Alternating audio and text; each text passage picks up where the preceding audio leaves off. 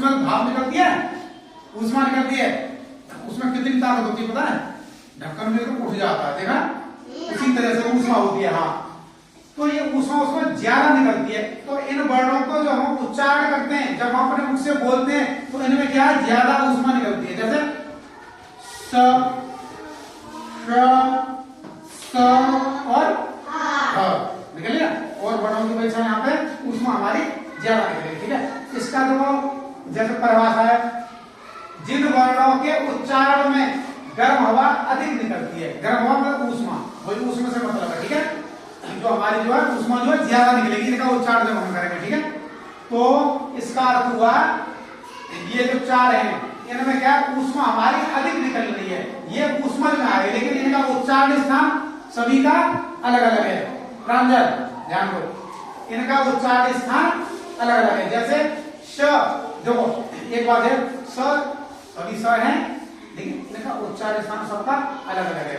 इसका है तालु, जीभ थोड़ी सी उठेगी। ठीक है, श, शलजम बोलते हैं, शलजम ऐसे बोले श। इसे बोलेंगे जब ट वर्ग जो है, ट ठ, जीभ थोड़ी उठ के ऊपर, मूर्धा, इसका स्थान क्या है? मूर्धा। क्या स्थान है? मूर्धा, जीभ थोड़ी सी उठेगी इसमें, तो जैसे बैक पलटेंगे जीभ को, तो बोलेंगे ट, इसका स्थान है मूर्धा, श। इसका उच्चारण क्या है? दांत के आसपास रहेगी जीभ। जब ट थ द ध जीभ लग रही है, ऐसे ही स। इसका स्थान क्या है?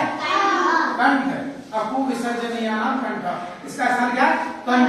जैसे बोला ह, तो यहाँ कंपन होगा, है ना, गले के माध्यम से इसे हम उच्चारण करें। ठीक है, तो हमारे ऊष्मा कितने होते हैं?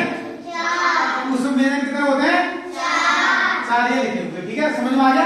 अब कोई पूछे ऊष्मा क्यों कहते हैं, कौन बताएगा? बताओ चलो, इनको ऊष्मा व्यंजन क्यों कहते हैं, कोई बताएगा?